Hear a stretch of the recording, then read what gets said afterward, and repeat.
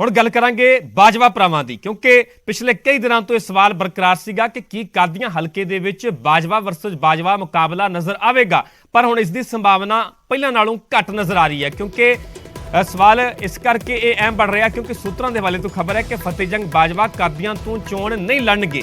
BJP ਕਿਸੇ ਹੋਰ ਹਲਕੇ ਤੋਂ ਫਤਿਹਜੰਗ ਬਾਜਵਾ ਨੂੰ ਟਿਕਟ ਦੇਵੇਗੀ। ਬਟਾਲਾ ਤੋਂ ਚੋਣ ਲੜ ਸਕਦੇ ਨੇ ਫਤਿਹਜੰਗ ਬਾਜਵਾ, ਕਿਉਂਕਿ ਗੱਲ ਕਾਦੀਆਂ ਦੀ ਕੀਤੀ ਜਾਵੇ ਤਾਂ ਕਾਦੀਆਂ ਦਾ ਗਵੰਡੀ ਹਲਕਾ ਜਿਹੜਾ ਬਟਾਲਾ ਪੈਂਦਾ ਤੇ ਹੁਣ ਚਰਚਾਵਾਂ ਇਹ ਨੇ, ਖਬਰਾਂ ਇਹ ਨੇ ਕਿ ਬਟਾਲਾ ਤੋਂ ਵੀ ਫਤਿਹਜੰਗ ਬਾਜਵਾ ਚੋਣ ਲੜ ਸਕਦੇ ਨੇ। ਫਤਿਹਜੰਗ ਬਾਜਵਾ ਦੇ ਭਰਾ ਪ੍ਰਤਾਪ ਬਾਜਵਾ ਨੇ ਕਾਦੀਆਂ ਤੋਂ ਕਾਂਗਰਸ ਉਮੀਦਵਾਰ ਨੇ। ਪਹਿਲੀ ਸੂਚੀ ਜਿਹੜੀ ਕਾਂਗਰਸ ਦੇ ਵੱਲੋਂ ਜਾਰੀ ਕੀਤੀ ਗਈ ਸੀ ਉਸ ਦੇ ਵਿੱਚ ਉਹਨਾਂ ਦਾ ਨਾਮ ਦਾ ਐਲਾਨ ਹੋ ਚੁੱਕਾ ਹੈ। ਪ੍ਰਤਾਪ ਸਿੰਘ ਬਾਜਵਾ ਤਾਂ ਸਾਫ਼ ਨੇ ਕਿ ਕਾਦੀਆਂ ਤੋਂ ਕਾਂਗਰਸ ਦੇ ਚੋਣ ਨਿਸ਼ਾਨ ਤੇ ਚੋਣ ਲੜ ਰਹੇ ਨੇ, ਪਰ ਫਤਿਹਜੰਗ ਬਾਜਵਾ ਨੂੰ ਲੈ ਕੇ ਜਿਹੜਾ ਪਹਿਲਾਂ ਸਵਾਲ ਬਰਕਰਾਰ ਸੀਗਾ, ਹੁਣ ਸੂਤਰਾਂ ਦੇ ਹਵਾਲੇ ਤੋਂ ਖਬਰ ਹੈ ਕਿ ਫਤਿਹਜੰਗ ਬਾਜਵਾ ਕਾਦੀਆਂ ਹਲਕੇ ਤੋਂ ਚੋਣ ਨਹੀਂ ਲੜਨਗੇ। ਚਰਚਾਵਾਂ ਇਹ ਨੇ ਕਿ ਬਟਾਲਾ ਤੋਂ ਚੋਣ ਮੈਦਾਨ ਦੇ ਵਿੱਚ ਫਤਿਹਜੰਗ ਬਾਜਵਾ ਨੂੰ ਉਤਾਰਿਆ ਜਾ ਸਕਦਾ ਹੈ, ਕਿਉਂਕਿ ਫਤਿਹਜੰਗ ਬਾਜਵਾ ਨੇ ਕਾਂਗਰਸ ਪਾਰਟੀ ਦਾ ਪੱਲਾ ਛੱਡ ਕੇ ਬੀਜੇਪੀ ਦਾ ਸਾਥ ਕਰ ਲਿਆ ਸੀਗਾ, ਬੀਜੇਪੀ ਦੇ ਵਿੱਚ ਸ਼ਾਮਲ ਹੋ ਗਏ ਸਨ। ਉਸ ਤੋਂ ਬਾਅਦ 'ਚ ਚਰਚਾਵਾਂ ਸਨ ਕਿ ਦੋਵੇਂ ਭਰਾ ਇੱਕੋ ਹਲਕੇ ਦੇ ਵਿੱਚ ਵੱਖ-ਵੱਖ ਪਾਰਟੀਆਂ ਤੋਂ ਆਮੋ ਸਾਹਮਣੇ ਹੋ ਸਕਦੇ ਨੇ, ਪਰ ਹੁਣ ਇਹ ਕਿਤੇ ਨਾ ਕਿਤੇ ਕਿਆਸਰਾਈਆਂ ਤੇ ਵਿਰਾਮ ਲੱਗਦਾ ਹੋਇਆ ਨਜ਼ਰ ਆ ਰਿਹਾ, ਕਿਉਂਕਿ ਸੂਤਰਾਂ ਦੇ ਹਵਾਲੇ ਤੋਂ ਖਬਰ ਹੈ ਕਿ ਫਤਿਹਜੰਗ ਬਾਜਵਾ ਕਾਦੀਆਂ ਤੋਂ ਚੋਣ ਨਹੀਂ ਲੜਨਗੇ।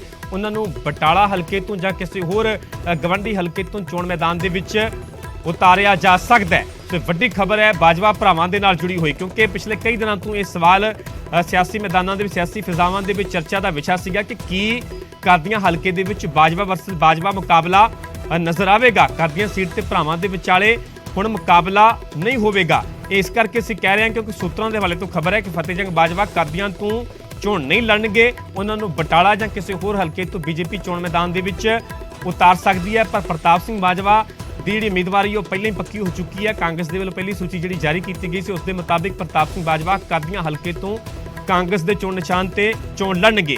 ਸੋ ਇਸੇ ਖਬਰ ਤੇ ਜ਼ਿਆਦਾ ਜਾਣਕਾਰੀ ਲਈ ਸਾਡੇ ਸਹਿਯੋਗੀ ਬਿਸ਼ੰਬਰ ਬਿੱਟੂ ਜੁੜੇ ਹੋਏ ਨੇ। ਬਿਸ਼ੰਬਰ, ਕੀ ਮੰਨਿਆ ਕੀ ਜਾਵੇ? ਹਾਲਾਂਕਿ ਚਰਚਾਵਾਂ ਪਹਿਲਾਂ ਇਹ ਸਨ ਕਿ ਕਾਦੀਆਂ ਦੇ ਵਿੱਚ ਬਾਜਵਾ ਵਰਸਸ ਬਾਜਵਾ ਨਜ਼ਰ ਆ ਸਕਦਾ ਹੈ, ਕੀ ਮੰਨਿਆ ਜਾਵੇ ਪਾਰਟੀ ਉੱਥੋਂ ਚੋਣ ਮੈਦਾਨ ਦੇ ਵਿੱਚ ਨਹੀਂ ਉਤਾਰ ਰਹੀ ਫਤਿਹਜੰਗ ਬਾਜਵਾ ਨੂੰ, ਜਾਂ ਫਤਿਹਜੰਗ ਬਾਜਵਾ ਖੁਦ ਆਪਣੇ ਭਰਾ ਦੇ ਸਾਹਮਣੇ ਚੋਣ ਮੈਦਾਨ ਦੇ ਵਿੱਚ ਨਹੀਂ ਨਿਤਰਨਾ ਚਾਹੁੰਦੇ? ਇਹੀ ਵਜ੍ਹਾ ਮੰਨੀ ਜਾਵੇ ਕਿ ਹੁਣ ਕਿਸੇ ਹੋਰ ਹਲਕੇ ਤੋਂ ਉਹਨਾਂ ਨੂੰ ਚੋਣ ਮੈਦਾਨ ਦੇ ਵਿੱਚ ਉਤਾਰਿਆ ਜਾਵੇਗਾ?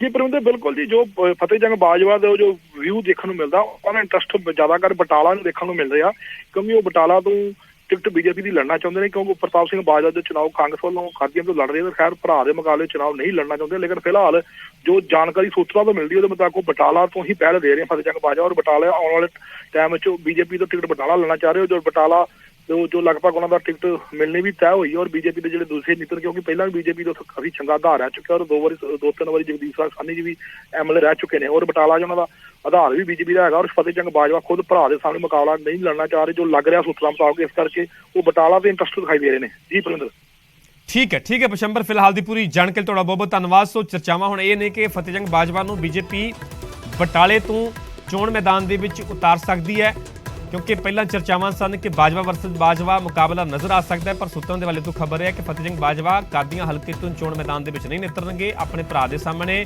ਉਹ ਚੋਣ ਨਹੀਂ ਲੜਨਗੇ। ਤੇ ਹੁਣ ਅਗਲੀ ਚਰਚਾ ਇਹ ਹੋ ਰਹੀ ਹੈ ਕਿ ਬਟਾਲਾ ਹਲਕੇ ਤੋਂ ਚੋਣ ਮੈਦਾਨ ਦੇ ਵਿੱਚ ਫਤਿਹਜੰਗ ਬਾਜਵਾ ਨੂੰ ਉਤਾਰਿਆ ਜਾ ਸਕਦਾ ਹੈ।